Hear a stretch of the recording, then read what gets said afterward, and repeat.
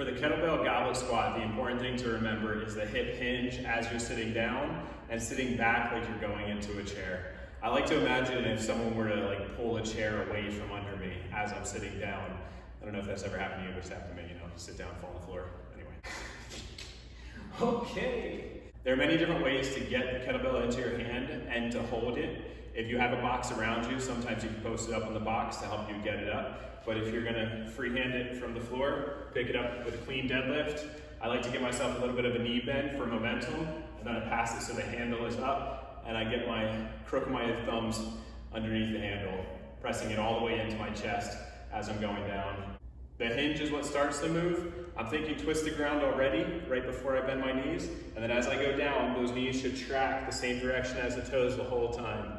I don't want to hinge so much that I'm collapsing myself and not sitting down anymore. So the hinge should be just enough to get you to sit into the chair as ideally as you can. If you notice that you're getting weight into the balls of your feet as you're going down, it's probably because our weight is going forward. We want to make sure we're continuing to sit back to keep the weight in the full foot on the way down and on the way up. Sometimes we can start creating a circular motion like this as we go. If we're doing that, slow down at the bottom or even stop, resettle yourself before going up so we don't get off balance.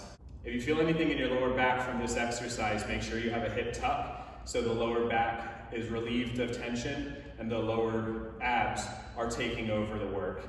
With the shoulders, you want to try to keep them back and down. As the weight gets heavier, they might start to pull forward a little bit, but just make sure those shoulder blades are staying engaged to keep the shoulders protected. If we go too far forward, we can start getting pains in our upper back.